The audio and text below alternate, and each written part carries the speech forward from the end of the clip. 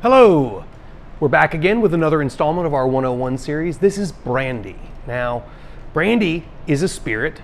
It's made from grapes traditionally, and it's anywhere from say 60 to 130 proof in the market. Now, in America, of course, it has to be above 40% alcohol by volume or 80 to be sold. So, brandies sold in America are always at least 40% or 80 proof. So brandy has been a spirit that has been with us since the beginning of the history of distillation.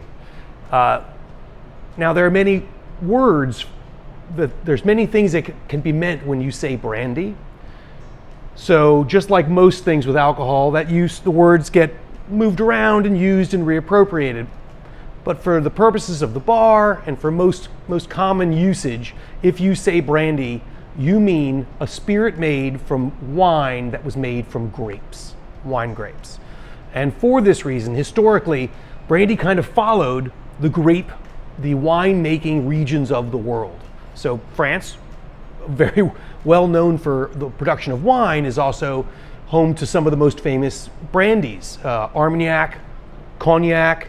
To say that brandy has been with us since the dawn of distillation, we started using distillation for medicinal reasons. It was a great way to capture things and preserve them a long time that we could use later.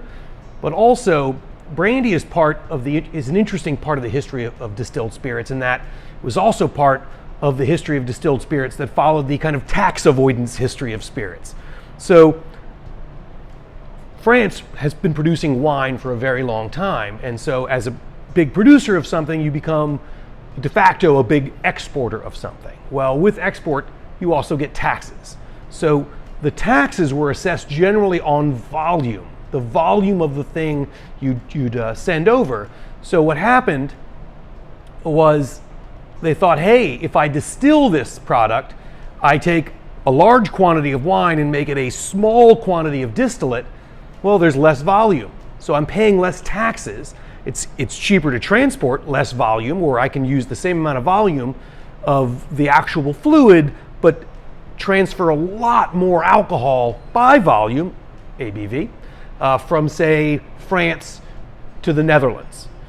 So they tried to do that. Now, one of the ideas behind this originally was that you send it wherever it's going and then you just rehydrate it and you have that wine again.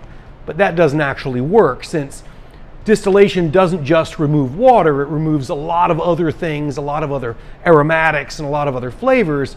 Sometimes if you go high enough, you remove almost any kind of indicator of the source material. So what you're in essence doing is creating an entirely new thing, and fortunately, brandy was pretty good. So this new thing was pretty good too, and you got to avoid paying as much taxes. Don't get me wrong. The tax authorities caught up with this idea and eventually figured out how to tax by alcohol rather than tax by volume. So they kind of figured that out. So speaking of the French and the Dutch, the term brandy comes from the term brandewijn, or burnt wine. And if you think about the process of distillation, what are you doing? You're cooking the wine until you can remove the alcohol first, and then the water, and separate them so you can have a solution that's higher in alcohol by removing water. So brandewijn comes from the idea of burnt wine, which is in the essence of what brandy was, right? You were cooking wine to make this other thing. So that's where we get the name brandy from. Now, brandies fall into a number of different categories, but if you think about them following, as I said earlier, the major wine regions of the world, first you get this base spirit, right? This thing that comes right off the still, just like our other spirits. And then sometime in human history, I don't know when it was, we discovered that putting a spirit in a wooden barrel did really good things for the spirit. And if you go back far enough, they didn't really do this in any of the big spirit producing regions of the world, but then now pretty much everywhere they do, because we've discovered that there was a bonus to that. And if you think about the French system, VS, VSOP, XO, VS stands for very special, VSOP stands for very special old pale, and XO stands for extra old. Now, if you think about that, it's interesting. It's a French product, but the way they codify it, even on the label, this says very special. That is the official designation for a younger but still aged cognac. So why is it in English? Well, it's part of the fact that cognac and brandy in general has been tied to the very beginning of distillation. And like I said earlier, once you become the producer of something, you become the de facto exporter of something, and you have to find those foreign markets. So to satisfy the English market and thirst for brandy, they codify them in English.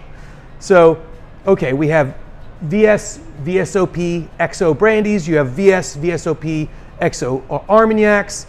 You also have some other words on labels. We could be here all day. We're going to keep it short, but you might notice that some things. This one says Grand Champagne Cognac, or it says Cognac Grand Champagne. So the word champagne doesn't mean it's from the Champagne region. It doesn't mean it's using the same grapes as champagne. It actually comes from the same idea of an open field in Latin. That's where the derivation of the name champagne comes from. And it's not, this has nothing to do with the sparkling wine.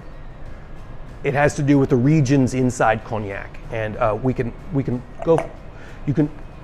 you're welcome to learn more about that. I'm not going to spend a lot of time on that here. Just to say that if this one says, sometimes you'll see a Hennessy VSOP, they have a fine champagne version, and this is a Grand Champagne that has nothing to do with the region of France that makes sparkling wine that's famous. Now, going around the world with brandies and aged brandies, you have you go around the winemaking world. Now, this is from sherry, which is very famous for very particular kinds of wine. And in sherry, they're famous for aging their wines using the Solera system, which is a stacking system, making a pyramid of barrels and moving the wine around through the barrels so it kind of blends as it ages.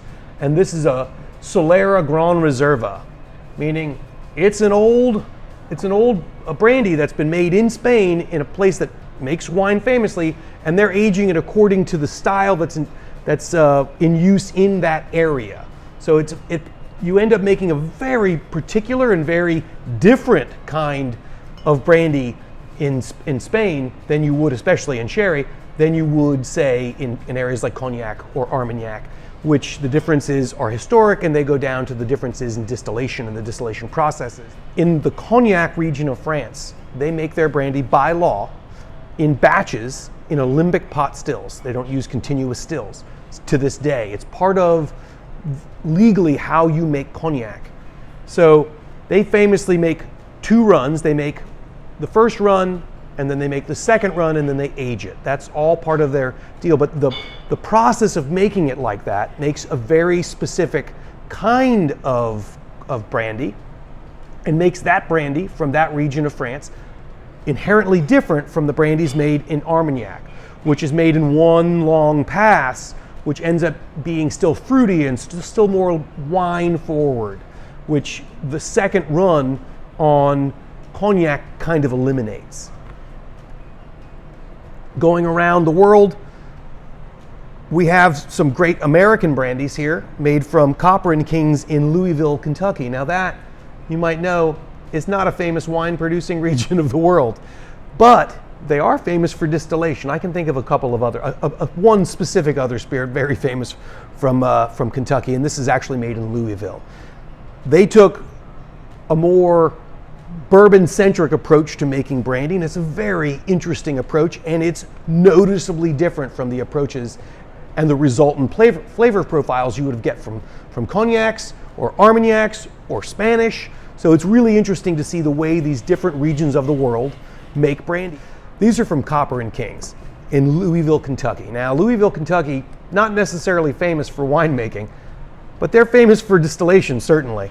And it's really interesting to see how, we had this first history of brandy, which follows all of the winemaking regions of the world, and anything that's spread across that much area ends up with different distillation traditions as well. Just like the Spanish brandy is going to be very, very different from this cognac. Now we have different places that are famous for distillation, distilling brandy. And they're going to come, so the folks at Copper and Kings are going to make a very brandy for the bourbon drinker almost. They're going to use all bourbon barrels. They're going to age it in Louisville, Kentucky, and they're going to make a very strong, robust brandy in an interesting style. Where is some of the French brandies, some of those cognacs can be softer, easier going, especially like a VSOP. These are going to be very, very bold. And this is their 90 proof, which is really nice. Whereas most cognac in the market is sold at, this is a 90 proof expression as well, but we also have an 80 proof amber from Pierre Ferrand. Most of the cognacs coming in are going to be at 40% or 80 proof. This one starts at 90, which is kind of bolder and better and more appropriate for making cocktails out of. And then they have this great Butchertown, which is 62% alcohol, so that's really going to get all your attention. A little harder to get these days. We're going to keep trying. So seeing how it goes across geography and how it follows wine regions, and so there's different grapes that they use as the source material, and then there ends up being different distillation techniques that give a sense of terroir along with the different agings to the different expressions of brandy around the world. Now, I said at the top, our given assumption when we say brandy is we're thinking, generally speaking, if you just say brandy, you're thinking of an aged spirit based on grape wine or wine made from wine grapes. Now, but the definition of brandy can be more expansive than that. You can stay with wine and wine grapes. Pisco is a very famous brandy, but it's a single distillate brandy. And it's got some really interesting differences when you think about what they're doing.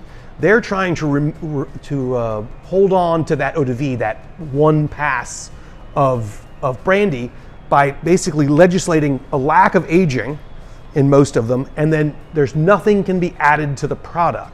So unlike most brandies, which are proofed, meaning they'll add distilled water down to keep the proof to where they want it. So if this is going to be at 40, they'll distill it much higher. They'll probably age it still higher. And then when they're ready to bottle it, they'll proof it down with distilled water to hit exactly the proof they want.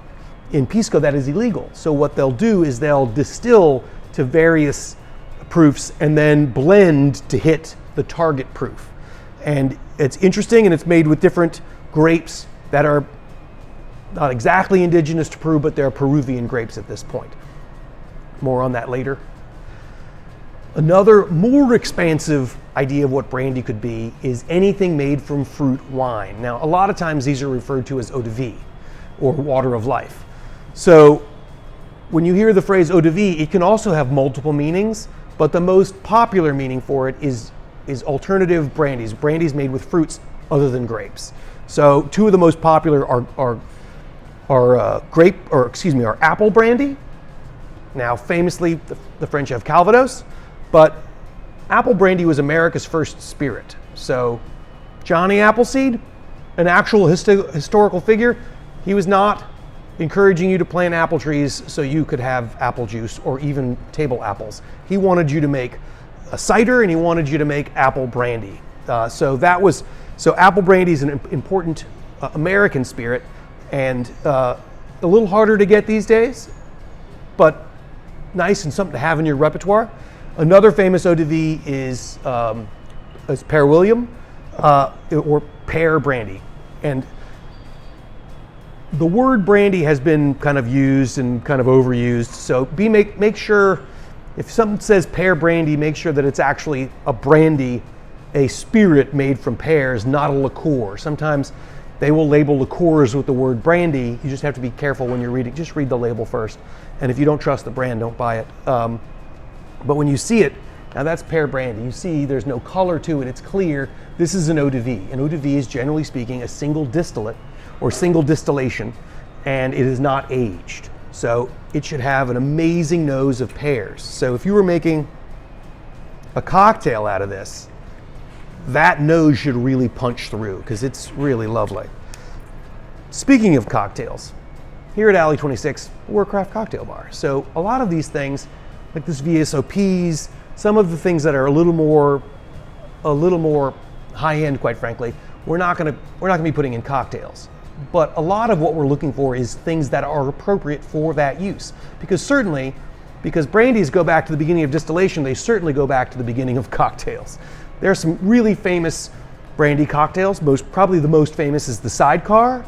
We have a lot of stuff from New Orleans. The Sazerac, although now a rye cocktail, was originally, when it was Sazerac and Forgy-Fee, that cocktail was originally a brandy cocktail, and that was the brand of brandy. Sazerac and Forgy-Fee was the brand name of the base spirit of the cocktail. That's how Sazerac cocktail got its name, from that brand of brandy that no longer exists, but we kept the drink.